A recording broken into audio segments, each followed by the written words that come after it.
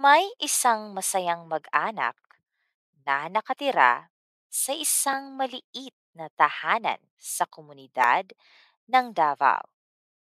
Sila ay ang Pamilya Cruz. Araw ng linggo at dali-daling bumangon si Dino. Nagpasalamat siya sa Panginoon sa kanyang pagising.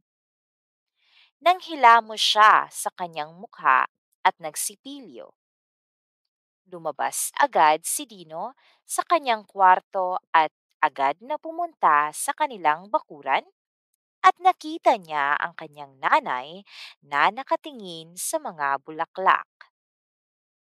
Kinuha niya agad ang balde at diniligan ang mga halaman na nasa kanilang hardin. Ang kanyang kapatid naman ay nagwawalis upang maging malinis ang paligid.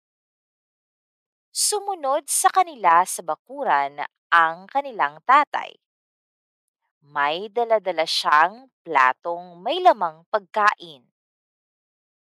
Inilagay niya ang pagkain sa mesa at doon umupo at nag-usap ang mag-anak.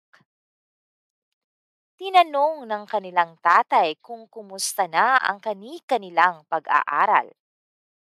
Nagtanong siya kung marami bang natutunan ang kanyang mga anak sa kanilang klase at kung naaliw ba sila sa kanilang paaralan.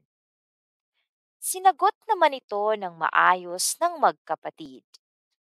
Naghanda na ang Pamilya Cruz para pumunta sa simbahan at magpasalamat sa Panginoon sa kanyang ibinigay na magandang buhay.